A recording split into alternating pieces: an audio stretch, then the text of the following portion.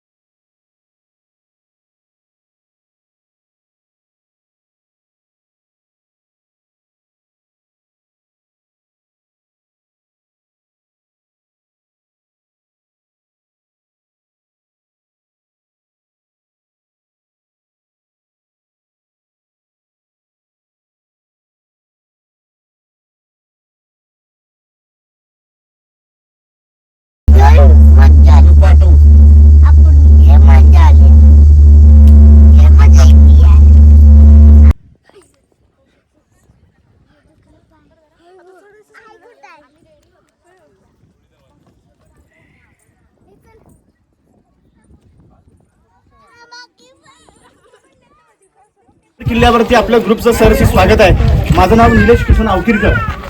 तुम्ही आता रायगडावरती आलात. ही गडाची मागची बाजू आहे, कारण मागच्या बाजून तुम्ही गडावर एंट्री केली. मग रायगडाची समोरची बाजू, ज्यावेळी आपण 2000 पायऱ्या चढून गडावरती येतो, ती रायगडाची समोरची बाजू आहे. मग रायगड किल्ल्याची समुद्र सपाटीपासूनची उंची आहे 2851 फूट. रायगड किल्ला उंचावरती आहे. तुम्ही रायगड रोपे प्रकल्पाने 5 मिनिटांमध्ये वरती आलात. त्याची हाईट आहे 1375 फूट, म्हणजे 750 मीटर. रोपेच्या खालच्या बाजूला एक डोंगर आहे. त्या डोंगराला इतिहासामध्ये पोटल्याचा डोंगर म्हटलं जातो, कारण या पोटल्याच्या डोंगरावरून इंग्रजांचे 2 अधिकारी, कर्नल प्रॉथर आणि मेजर हॉल, या 2 ब्रिटिश अधिकाऱ्यांनी या गडावरती तोफ मारा केला. तेव्हा रायगड 11 ते 12 दिवस किल्ला जळत होता. या रायगडाचं आधीचं नाव रायरी नावाने या गडाला ओळखला जात होता. राजाने किल्ला जावळीचे मोरे, चंद्रराव मोरे राजाने किल्ला 1656 मध्ये जिंकल्यानंतर या गडाचं नाव रायगड असं. जावळी खोरं त्या काळामध्ये एवढं भयंकर जंगल होतं की प्रतापगड जो किल्ला आहे, या प्रतापगडाच्या पायथ्यापासून ते रायगडाच्या उत्तरेला टोकनदिवा आहे. त्या टोकनदिव्यापर्यंत खालच्या भूभागाला जावळीचं खोरं म्हटलं जातं. परंतु जावळीच्या खोऱ्यावरून एक म्हण काढले, तर ती म्हण अशी म्हटली जाते, आपल्या डोईमधली ऊ अस्वलीच्या डोईमध्ये जर सोडली तर त्या अस्वलीचे केस एवढे भयंकर असतात की त्या केसाची ऊ सापडेल. मात्र जावळीच्या खोऱ्यामध्ये भला मोठा हाती सोडला ना तर तो सापडू शकणार नाही, असं दाट जंगल होतं. महाराजांनी किल्ला आपल्या स्वराज्यामध्ये आणला. राजे प्रथम या गडाच्या पायथ्याजवळ आले. राजांच्या सोबत त्यांचे पंत होते. मोरोपंत पिंगळे हे पंतप्रधान होते. राजे पंतांना म्हटलं की पंत आपणच म्हटला रायरी रायरी हीच रायरी. पंत राजांना म्हटलं की महाराज हीच ती रायरी. आणि तेव्हा राजांच्या तोंडातून या रायरीबद्दल काही उद्गार बाहेर पडले. ते उद्गार असे म्हटले जातात की राजा खासात जाऊन पाहताच गड बहुत चकोट, चौथरपा गडाचे कडे, ताशिल्याप्रमाणे गाव 1.5 गाव उंच, पर्जन्यकाळी कडियावर गवतही उगवत नाही, धोंडा ताशी वेकाच आहे. दौलताबाद पृथ्वीवर चकोडगड खरा, परंतु उंचीने थोडका, आणि दौलताबादचे दशिगुणी उंच. ऐसे देखून राजे संतुष्ट झाले आणि बोलिले, तख्तास जागा हाच गड करावा, कारण तख्त म्हणजे राजधानी. म्हणून महाराजांनी या राजधानीसाठी रायगडाची निवड केली. ज्या दरवाजातून आपण प्रवेश केलात, या दरवाजाला मेना दरवाजा म्हटलं जातो. मेना म्हणजे छत्रपती शिवरायांच्या राण्या किंवा राजघराण्यातल्या स्त्रिया सायंकाळच्या वेळी या मेण्यांमध्ये बसून थंड हवेशीर बसण्यासाठी याचा वापर केला जायचा. मेना पालखी एकच, मेना बंदिस्त असतो आणि पालखी ओपन असते. बघा, या भिंतीला सलंग लागून रांगेत 6 राण्यांचे 6 महाल आहेत, कारण छत्रपती शिवरायांना 8 राण्या होत्या. सईबाई, पुतळाबाई, सोयराबाई, सगुणाबाई, गुणवंताबाई, काशीबाई, लक्ष्मीबाई आणि सकवारबाई कंदराजांनी या नामवंत सरदारांच्या मुलींची लग्न केली होती. लिंबाळकर, जाधव, मोहिते, शिर्के, विचारे, गायकवाड आणि पालकर, कारण सोयीर संबंध वाढवावं म्हणून महाराजांनी 8 लग्न केली. परंतु या रायगडावरती मात्र 6 राण्या राहायच्या, 2 राण्या खाली राहायच्या. सईबाई राजगडावरती, संभाजी महाराजांची आई. संभाजी महाराज 2 वर्षांचे असताना सईबाईंचं निधन राजगडावर झालं. पुतळा राणी साहेब, राजमाता जिजाऊ महासाहेबांचा वाडा खाली पाचड गावामध्ये आहे. मग त्यांच्या सेवेला 1 राणी पाचडला पुतळा राणी साहेब या गडावरती 6 राहायच्या. एका राणीला 1 महाल, असे रांगेत 6 राणींचे 6 दालने आहेत. यांच्यावरती छत होतं लाकडी सागमानी. इंग्रजांनी ज्यावेळी हल्ला केला, जेवढं लाकडाचं होतं ते जळून गेलं. मग पाहायला आपल्याला काय भेटतात? पडलेल्या भिंती, विटांचं बांधकाम आणि दगडी बांधकाम. पण जे बांधकाम दिसेल हे शिवकालीन नाही, पेशव्यांच्या काळातलं आहे. परंतु दगडी बांधकाम जेवढं तुम्हाला दिसेल हे महाराजांच्या काळातलं आहे. तर प्रश्न पडतो, किल्ला एवढा मोठा की 1200 एकराचं क्षेत्रफळ आहे. रायगड बांधायला राजांना 14 वर्ष लागली होती. मग बांधकामासाठी लागणारी दगडं रायगडावर कशा आणले? कारण दगडं ही रायगडावरचीच आहेत. 11 तलाव खोदलीत, 84 पाण्याच्या टाक्या खोदल्या, त्यातून दगडं काढलीत, आपलं बांधकाम केलं. आताच्या बांधकामांमध्ये आपण सिमेंट वाळू वापरतो, त्या काळामध्ये चुना, गुळ आणि सिसेने हा रायगड बांधलाय बघा. आपण 1 महाल बघणार आहात, त्यानंतर पुढचाच पॉईंट बघूया. वरा छत्रपती श्री शिवाजी महाराज की बघा. या बाजूला, खालच्या बाजूला काही तुटलेले भग्नावशेषच्या इमारती दिसत बघा. खालच्या बाजूला यांना अष्टप्रधान मंडळांचे सचिवालय व कार्यालय. आपल्या राजांच्या ताब्यात जेवढे गड किल्ले होते, कारण 365 किल्ल्यांची राजधानी हा रायगड किल्ला. मग 365 किल्ल्यांचा कारभार महाराजांचा रायगडावरून चालायचा. म्हणजे त्यांचं हे पार्लमेंट. 8 मंत्री होते. मोरोपंत पिंगळे, अण्णाजी दत्तू, हंबीराव मोहिते, रामचंद्र नीलकंठ, रामचंद्र त्रिंबक, निराजीरावजी, अनाजी पंत आणि रघुनाथ पंडित. कारण या बाजूला 5 वाडे, त्याच्या मागच्या बाजूला 3 वाडे, असे टोटल आहेत 8 वाडे. समोर रेलिंगच्या आतमध्ये जाळ्या लावलेत, त्यांना धान्यांचं कोठार म्हटलं जातो. समजा गडाला जर वेढा पडलाच ना, 3 ते 4 महिने पावसाळी धान्य असे पुरेल, तर त्याचा स्टोरेज मात्र इथे केला जायचा. याला कोकणामध्ये आपण पेव किंवा कणगी म्हणतो बघा. पन्हाळ्यावरती मोठमोठे गंगा, यमुना आणि सरस्वती आहे. ते 20-22 फूट खाली खोल आहे.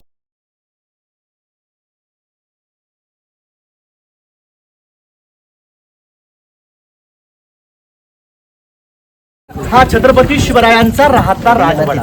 तर याच वाड्यामध्ये छत्रपती शिवरायांचं निधन 3 एप्रिल 1680 मध्ये चैत्र पौर्णिमा हनुमंत जयंती होती. आणि त्याच दिवशी आपल्या राजांनी मात्र अखेरचा श्वास मात्र या महालामध्ये सोडला. कारण या भिंतीपासून समोरची आडवी भिंत दिसते, त्या भिंतीपर्यंत हा पूर्ण राजांचा प्रशस्त राहता राजवाडा. मखमली पडद्याने सजवलेला महाल. त्या महाल म्हणजे मशालीच्या उजाड्यामध्ये त्या महालाचं वैभव काय वाटत असेल आपण कल्पना केली तर. कारण हा मुख्य चौथरा होता. या चौथऱ्यावरती आपल्या राजांचं 10 वर्ष वास्तव्य होतं. निधन त्यांचं इथे झालं. पण अग्नी दिली जगदीश्वराच्या मंदिराच्या समोर. इथून 1-1.5 किलोमीटरच्या अंतरावर जगदीश्वराचं मंदिर आहे. तिथे आपल्या राजांच्या देहाला अग्नी देण्यात आली. पण राजवाड्यामध्ये मध्ये मध्ये काही दगड पण आहेत. त्यांच्यामध्ये असे पिलर खांब होते. आताच्या घराण्याचे कॉलम्स असतात, त्या काळामध्ये लाकडी कॉलम आणि वर होतं लाकडी छत. आपल्या राजांचा वाडा होता 2 मजली प्रशस्त राजांचा राहता राजवाडा.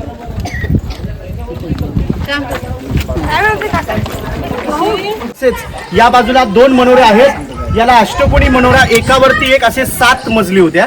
त्याच्या आतमध्ये कारंजा लावाचे, एका मनोऱ्यामध्ये 540 दिवे लावाचे. त्याच्या बाजूला दिसतो तो विजयी स्तंभ. राजे जर कोणतेही गड किल्ले जिंकून आले की या स्तंभावरती राजे आपला भगवा झेंडा फडकावायचे. समोरची विटांची रूम दिसते बघा. या विटाच्या रूमला टाकसाळ म्हटलं जातं. टाकसाळ म्हणजे आत्ताची जी रिझर्व्ह बँक आहे तशी महाराजांच्या काळातली ती रिझर्व्ह बँक. कारण आत्ताच्या कॉइन्सवर लिहिलेलं असतं सत्यमेव जयते. तर त्या काळामध्ये आपल्या राजांची राजमुद्रा होती. प्रतिप चंद्र लेखे व वर्ध विश्ववंदिता शहा सुनो शिवशाहीशा मुद्रा भद्रय राजते. प्रतिप चंद्राच्या कोरीप्रमाणे चंद्र जसा वाढत जातो तसा शहाजी राजांचा पुत्र शिवाजी राजे यांचं राज्य चंद्र कोरीप्रमाणे कलेने आपल्या राजांचं राज्य पुढे वाढायला पाहिजे. तिथे काय आकृतीची रूम, अंडरग्राऊंड खाली एक तळघर आहे. 8x10 रूम आहे. याला खलबतखाना म्हटलं जातो. खलबतखाना म्हणजे थोडक्यात आपल्या राजांची सिक्रेट रूम. या कानाची बातमी या कानाला समजली नाही पाहिजे. गुपित काय बोलायचं असेल तर याच्या आतमध्ये जाऊन महाराज बोलायचे म्हणाला खलबतखाना. कारण खलबतखान्याची गुप्त तयार होते बहिरूपी बहिर्जी नाईक. कारण एवढे हुशार, एवढे चतुर की त्या काळामध्ये त्यांना 18 भाषांचं ज्ञान आणि स्वराज्याचा 3रा डोळा म्हणजे बहिर्जी नाईक. समोर 2 पोल बघा दिसत पलीकडे, दिसले का लोखंडी इलेक्ट्रिक. त्याच्या सर्व स्टेट खाली हिरकणी कडा आहे. कारण त्या बाजूने हिरकणी आपल्या बाळासाठी उतरून गेली होती. कारण या गडाचा नियम होता एकदा 5:30 वाजले की दरवाजे बंद व्हायचे. मग ज्याने रायगड बांधला आपल्या बांधकाम खात्याचे प्रमुख होते इंजिनियर आर्किटेक्चर हिरोजी इंदुलकर, ज्यांनी 14 वर्षामध्ये अवघा रायगड उभा केला. आणि त्यावेळी हिरोजी इंदुलकरांनी या बांधकामांची गॅरंटी दिली होती. काय म्हटले होते हिरोजी की राजा आपल्या परवानगीशिवाय आणि महादरवाजाच्या व्यतिरिक्त गडावर येईल हवा आणि याच्या खाली उतरेल ती फक्त पाण्याची धार, असा बेलात आणि बुलंद गड केले. महाराज म्हटले हिरोजी रायगड आपल्या राजधानीच्या दृष्टिकोनातून बेलात बुलंद झाला नाही. कारण का, ज्या कड्यावरतून जर हिरकणी उतरू शकते तर त्या कड्यावरून एक दुश्मन चढू शकतो किंवा उतरू शकतो. म्हणजेच एका स्त्रीने एका शत्रूची जागा दाखवली, तेव्हा हिरकणीचा सत्कार महाराजांनी हिरोजी इंदुरकरांच्या हस्ते साडी चोळी देऊन तिच्या मानाचा मुजरा केला. हिराच्या कड्यावर 2 महिन्याचं बाळ होतं. त्या बाळाला राजे नक्कीच म्हटले असतील की वा बहादरा की या इचं दूध पेलेस, लवकर मोठा होऊन आपल्या स्वराज्यामध्ये सामील हो. तर त्या मातेला किती महाराज म्हटले जा हिरोजी कडा उडवा सुरुंगणी, तासून घ्या आणि कड्याला नाव द्या हिरकणी कडा. आजही इतिहासामध्ये हिरकणीचा उल्लेख आहे. म्हणून त्या हिरकणीच्या बुरुजावरून एक छोटीशी कविता आहे. कारण ती कविता अशी म्हटली जाते की रायगडावर राजधानी ती होती शिवछत्रपतींची, कथा सांगतो ऐका अजूनही तेथील हिरकणी बुरुजाची.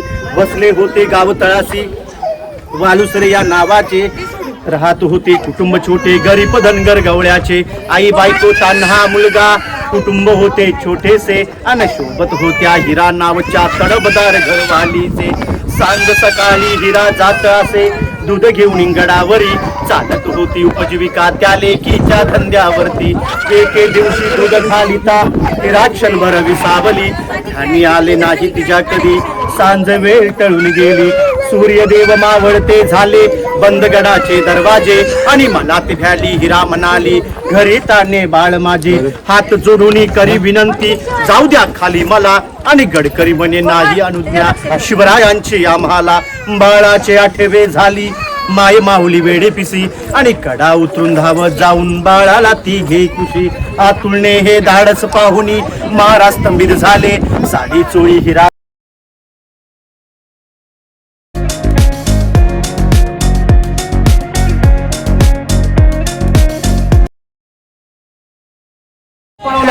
हे 5 मेटलचं 1985 मध्ये भारताचे 7वे राष्ट्रपती डॉक्टर ज्ञानी जयसिंग आले होते. तर त्यांच्या हस्ते मेघडंबरीचं उद्घाटन केलेलं आहे. या मेघडंबरीमध्ये आपल्या राजांची मूर्ती आहे. ही मूर्ती युवराज छत्रपती संभाजीराजे कोल्हापूरचे त्यांचे वारसदार याने 2009 मध्ये 6 जूनला महाराजांच्या राज्याभिषेकाला महाराजांची मूर्ती आतमध्ये बसवलेली आहे. कारण 600 किलोची मूर्ती आहे. हा पूर्ण परिसर म्हणजे आपल्या राजांचा राज दरबार 350 वर्षापूर्वी झालेल्या छत्रपती शिवरायांच्या राज्याभिषेकाची जागा. कारण दरबारामध्ये राज्याभिषेकाला त्या काळामध्ये 6000 लोक उपस्थित होती. सिंहासन आणि नगारखाना मधला अंतर 200 फुटापेक्षा जास्त. मग त्या काळामध्ये इलेक्ट्रिक माईक नव्हतं बघा.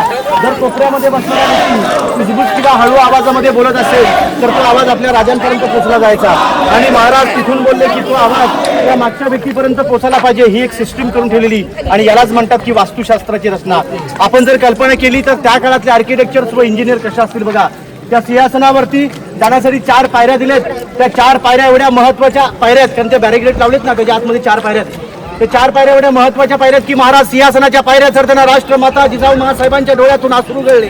शिवनेरीच्या मातीमध्ये जो बाळ माझा शिवबा खेळत होता 32 मनाच्या सुवर्ण सिंहासनावरती आरूढ होणार.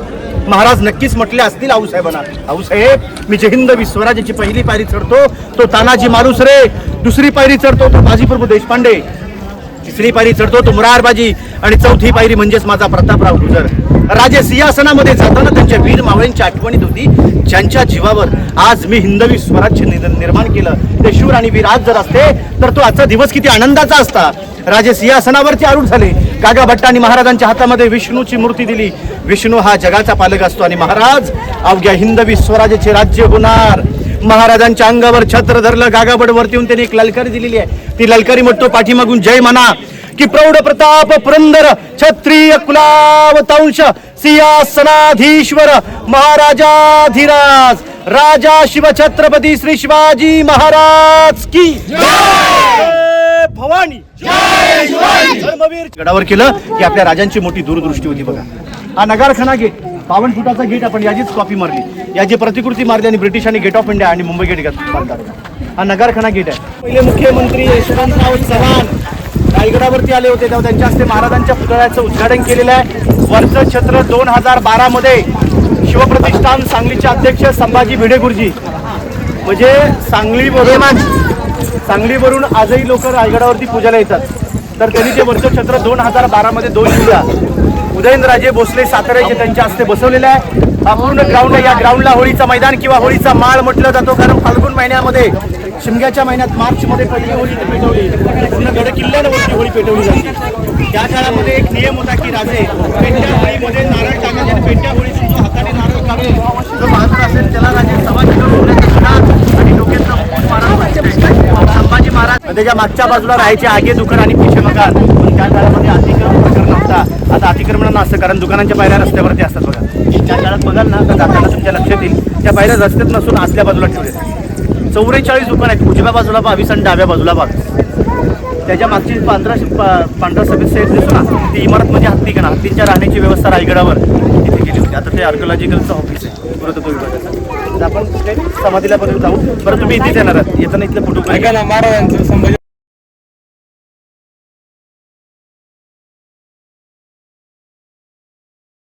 महाराजांनी ह्या बाजारपेठेचा बेन प्रमुख केला. पण काही दिवस असे गेल्यानंतर तो महाराजांना म्हटलं की मी या बाजारपेठेचा प्रमुख आहे. कोणत्या तरी एका भिंतीवरती माझं नाव लिहा. स्वतः महाराज स्वतःचं नाव किंवा आपल्या मुलाचं नाव कोणत्याच गड किल्ल्यांवर लिहिलं नाही. एकाच व्यक्तीचं ज्याने अनेक किल्ले बांधले. फक्त हिरोज इंदुलकरांच्या नावाची पाठी आहे. पुढे जाणार आपण. मग त्याने त्याचं नाव न देता एक नावावर ॲडव्हर्टाईज म्हणून एक सिम्बॉल ठेवले काढून नागापा सिटी म्हणून.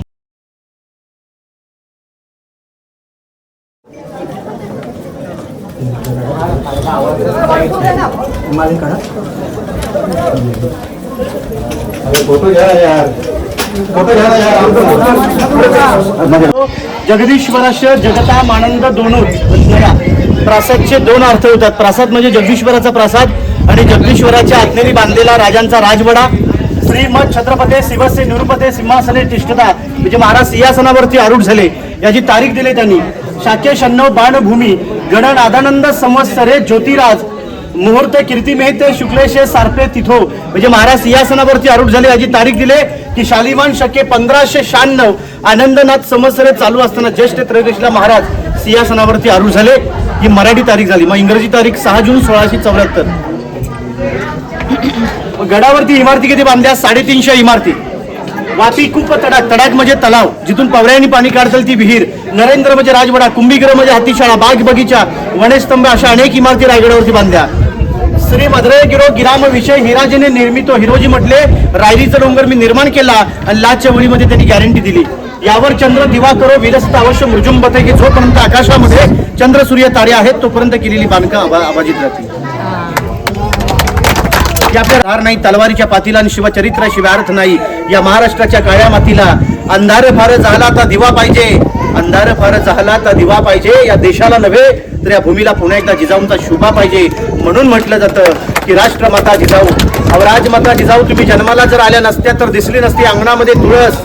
राजमाता जिजाऊ तुम्ही जन्माला जर आल्या नसत्यात तर दिसली नसते अंगणामध्ये तुळस. आणि छत्रपती शिवरायांना तुम्ही जन्माला घातले नसते तर आज राहिले नसते मंदिरांचे उंच उंच कळस. म्हणून भूषण म्हटून गेले अगर ना शिवराय पैदा होते तो क्या हो जाता. काशी हूं की कला जाती मथुरा में मस्जिद बसती. अगर शिवराय ना पैदा होते तो सबकी सुन्नत